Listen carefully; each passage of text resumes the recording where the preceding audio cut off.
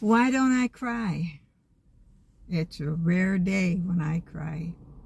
I've been thinking about crying in tears. This is another glimpse in my life. Welcome to Mrs. Peach Thrifty Living. I'm so happy you're here today.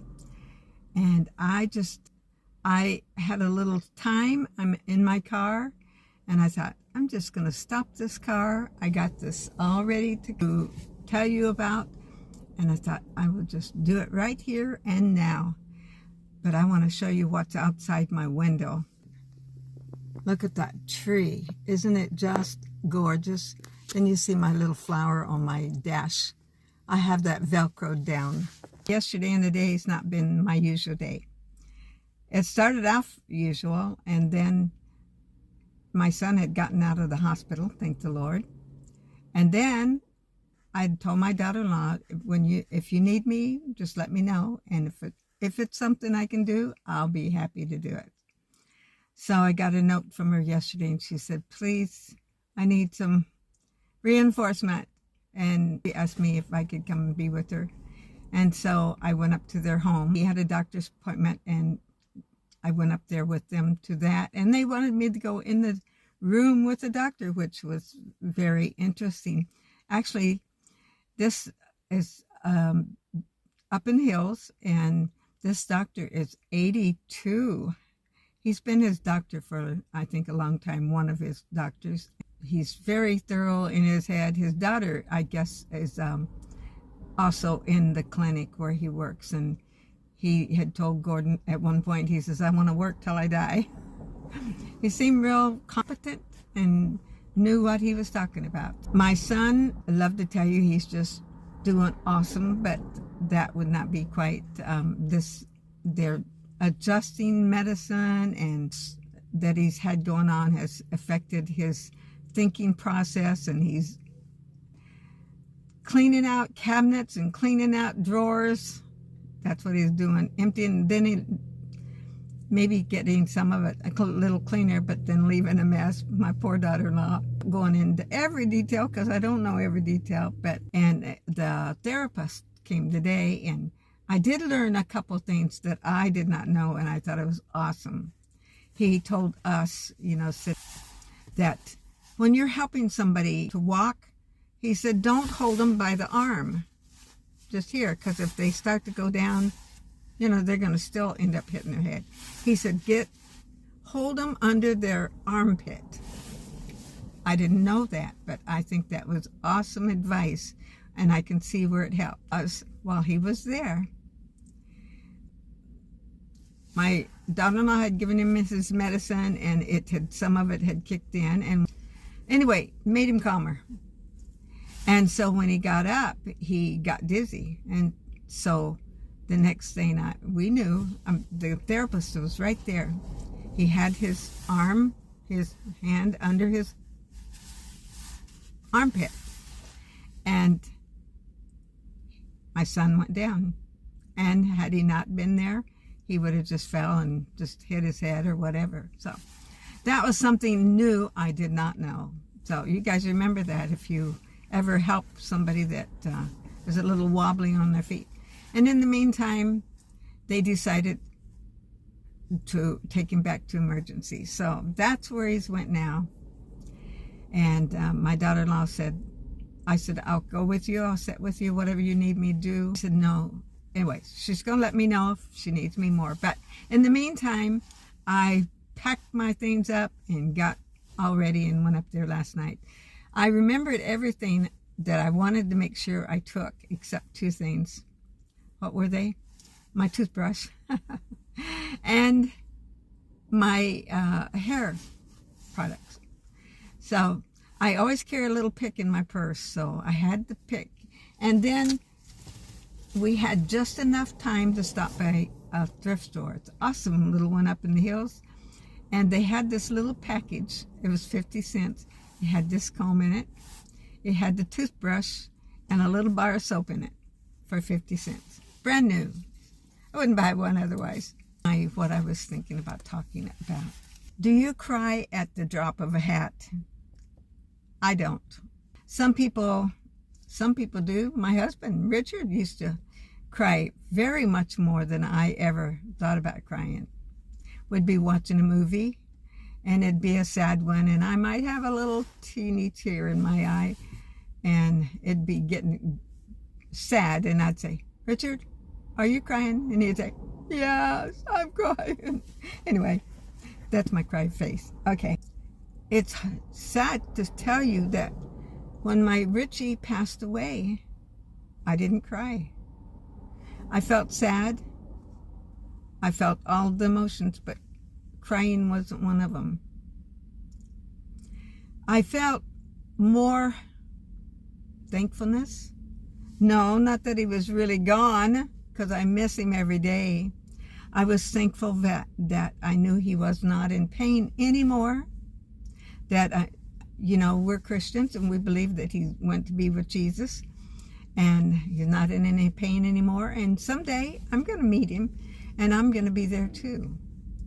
So that was my peace of mind, so much so, and thankfulness that, when he left me, we wasn't destitute. We'd already made plans for when the time came that he would go. And it made it so much easier. And if you haven't done that, it's a great idea to get your leaving plans in order, because we're going to all go someday, and sure makes it a lot easier if you do it that way.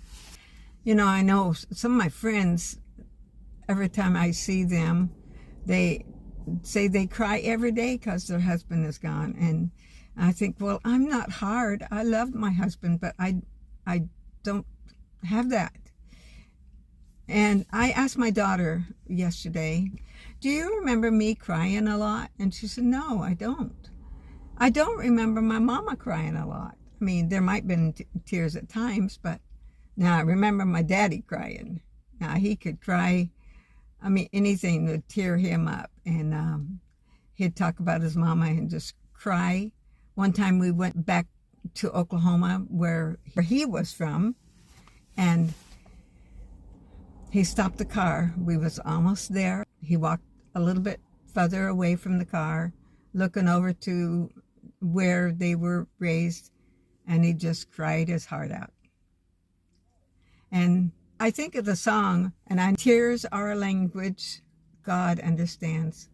Well, my tears are very few and far between, but I feel it in my heart. I don't remember crying very much as a child either. Now, my first marriage, I must have did some crying a good bit at times. And I sometimes think that's when I did all my crying, and then I'd cried all my tears out. When he brought me home after 19 years of marriage to my home with my 15 and 17-year-old, my parents' home. He went back up and moved in with the lady that he left me for. I must have did some crying. I don't even remember. But, I know in all of that, God was with me. It felt like at the end of the world, but it wasn't. And if anybody's going through anything like that, just remember, it's not the end. No matter how bad it looks today, it's not the end. Another time I remember crying in the last few years is when Richard, he had had a lot of health problems. And when Richard needed to have a knee replacement, and he had already had kidney troubles, and the doctors had told him, we can do this, but we're taking a chance. You could possibly have to go on dialysis after this, depending on how things go. And that is exactly what happened. He had to go on dialysis. He was very sick. So he'd had a knee replacement and in the hospital on dialysis. And I seen my friend one day and I just burst out crying. That's one of the few times that I remember doing that. Good thing. If you can cry, it's a good thing. Don't hesitate. One other time I'm going to mention of me crying in the last few years is another time Richard was ill in the hospital. I don't remember which time it was, but we had went up to the emergency room and they had ended up keeping him and admitting him. And it was way in the middle of the night when we got when they got all done, got him settled in his room, and then I was going to go home. Well, of course, I was nervous about going out in the dark, not the best place in the world to be. And I get in the car, and the car won't start. Well, we've always had AAA insurance, so I knew I could call that. But I knew at that time, this was many, many years ago, and our young son was sowing his wild oats, I guess you would want to say. And he had been at a friend's house in the same little town, and it was several blocks away. But I call him because I thought he was over at this place. And I call him, and he had been drinking, and he knew he couldn't drive.